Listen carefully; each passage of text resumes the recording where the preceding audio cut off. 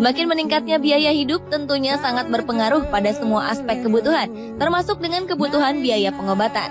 Namun kenyataannya tak semua masyarakat di dunia ini merasakan pelayanan kesehatan yang sama. Seperti yang terjadi di kalangan masyarakat miskin. Mereka masih harus menanggung penderitaannya, ditambah dengan fakta mahalnya biaya yang harus dikeluarkan untuk pengobatan.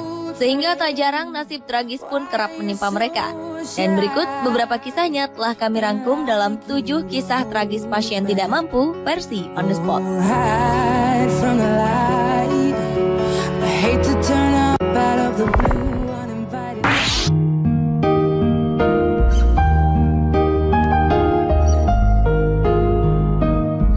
Diawali dengan kisah seorang petani di provinsi Hebei, Cina.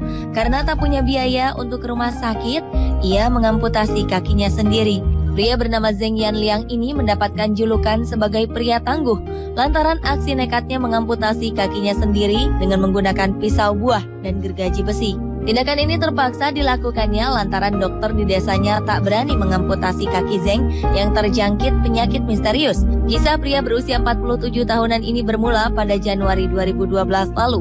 Ketika itu ia terbangun dengan sakit menusuk di perut dan kakinya. Ia sempat dirujuk ke kota Baoding, kemudian ke Beijing. Dan semua dokter yang dijumpainya menyerah dengan penyakit langka yang dideritanya ini. Hingga suatu malam ia merasakan sakit yang luar biasa dan kondisinya semakin memburuk. Sementara keluarganya tak mempunyai uang untuk biaya operasi.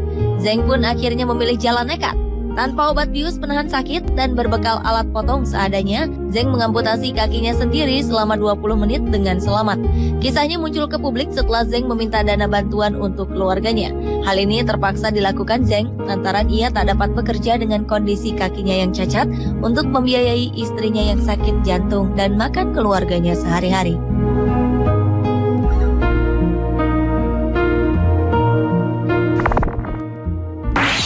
Every day I wake up next to an angel. Selanjutnya adalah kisah tragis seorang ibu yang melahirkan di halaman rumah sakit. Hal ini terjadi lantaran sang ibu ditolak perawat di Meksiko. Pada 7 Oktober 2013 lalu, seorang perempuan suku Mazatec bernama Irma Lopez Aurelio terpaksa melahirkan di rumput halaman rumah sakit setelah ditolak manajemen rumah sakit untuk melakukan persalinan. Irma tiba di Rumah Sakit Rural Health Center di wilayah San Felipe, Jalapa de Diaz, setelah menempuh jalan turun dari gunung di utara Oaxaca. Ia tak menduga dirinya yang tak punya cukup uang untuk biaya melahirkan akan ditolak rumah sakit karena alasan usia kandungannya masih 8 bulan dan belum waktunya melahirkan.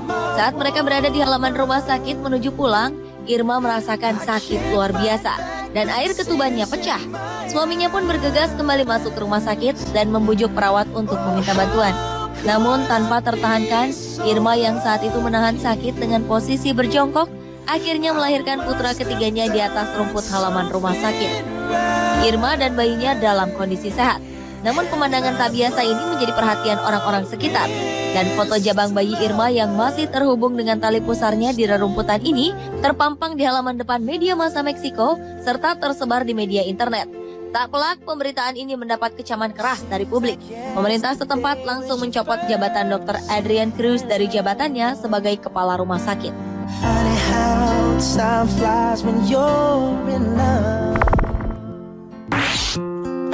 Don't cry. Open up your eyes. Berikutnya adalah kisah tragis pasien tak mampu yang mengoperasi dirinya sendiri. Di Cina, seorang perempuan bernama Wu Yuanbi melakukan operasi pada dirinya sendiri dengan menggunakan pisau dapur. Perempuan berusia 53 tahunan ini bekerja sebagai pekerja migran dan selama 13 tahun ia menderita sindrom Budd-Chiari dengan gejala perutnya secara bertahap terisi cairan dalam jumlah besar. Kondisinya ini membuatnya tak bisa bekerja dan melakukan aktivitas. Melihat dirinya tergeletak bersimbah darah setelah mencoba mengoperasi diri sendiri, suami Wu yang baru pulang bekerja terkejut. Ia segera melarikan Wu ke rumah sakit. Wu yang datang dengan luka bedah sepanjang 10 cm berhasil diselamatkan oleh petugas medis. Setelah kisahnya muncul di media, Wu mendapat perawatan gratis di sebuah rumah sakit di Chongqing. Keluarga menyambut gembira kabar ini, namun mereka tetap khawatir jika cairan tersebut akan kembali menumpuk di perut Wu.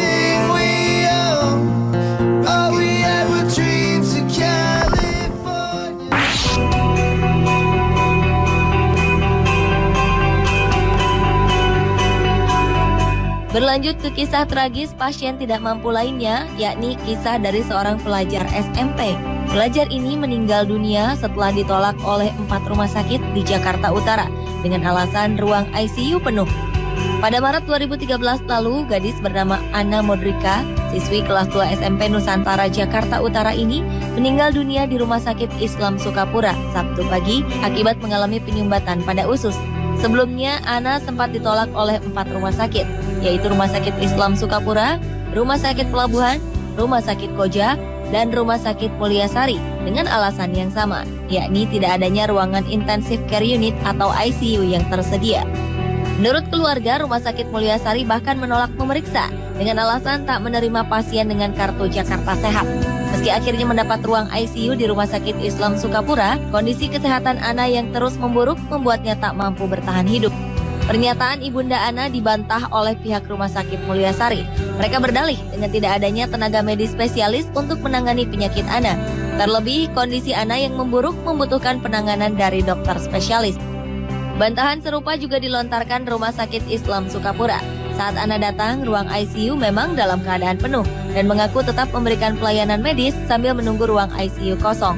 Atas peristiwa tragis ini, pemerintah Kota Jakarta Utara pun berjanji akan memeriksa ke-4 rumah sakit agar kejadian pasien meninggal karena terlambat ditangani tak terjadi lagi.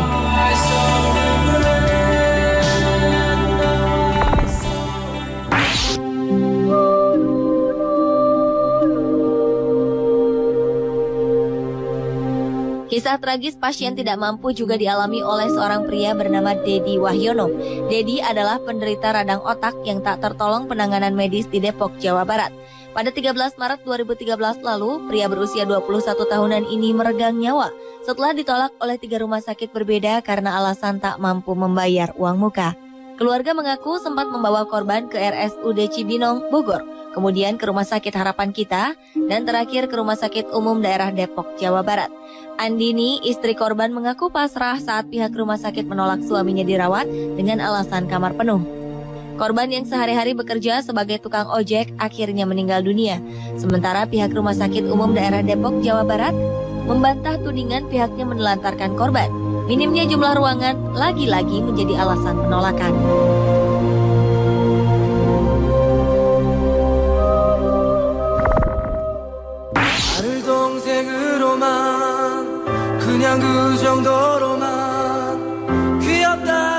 Jaminan kesehatan sepertinya memang belum berpihak pada masyarakat yang kurang mampu. Salah satu buktinya dialami oleh seorang balita perempuan di Garut, Jawa Barat. Bayi perempuan bernama Rida ini ditolak rumah sakit pemerintah ketika akan berobat menggunakan fasilitas Jamkesda. Rida didiagnosa menderita penyakit aneh di kakinya saat usianya baru menginjak 2 bulan. Tanpa sebab jelas, kedua kakinya mengalami pembengkokan hingga harus dibalut gips. Ironisnya, pada Juli 2011 saat hendak berobat di Rumah Sakit Dr. Slamet Garut, balita mungil ini justru ditolak mentah-mentah.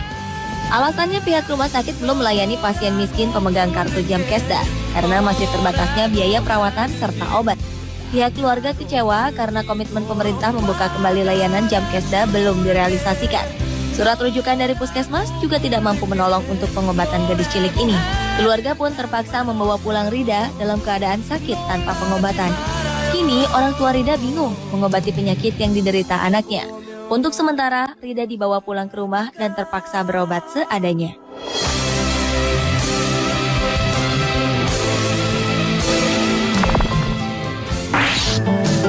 Look at you, you bite your tongue, you don't know why or where I'm coming from. Dan kisah pasien tidak mampu terakhir adalah kisah warga miskin penderita kanker mulut di Jombang, Jawa Timur. Rahang pria bernama lengkap Abdul Najib ini sangat memprihatinkan. Lantaran ia tak mampu berobat, rahangnya terus membengkak hingga sebesar kepala. Layanan kesehatan yang seharusnya ia dapatkan melalui kartu jaminan kesehatan yang dikantonginya justru ditolak oleh pihak rumah sakit. Berbekal kartu jaminan kesehatan yang dikantonginya, ia sudah hampir 8 kali mendatangi Rumah Sakit Umum Dr. Sutomo, Surabaya. Namun tanpa alasan jelas, pihak rumah sakit tak mau menangani penyakit yang diderita Abdul.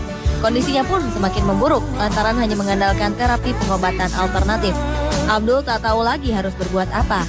Hingga kini, Abdul rela menahan sakit dan harus tetap bekerja demi memenuhi kebutuhan keluarga dan orang tuanya sehari-hari sebagai pemotong bambu. Semangat dan beban itulah yang membuatnya bertahan.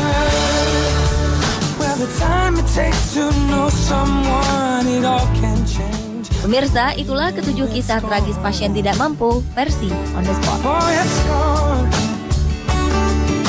So close your eyes.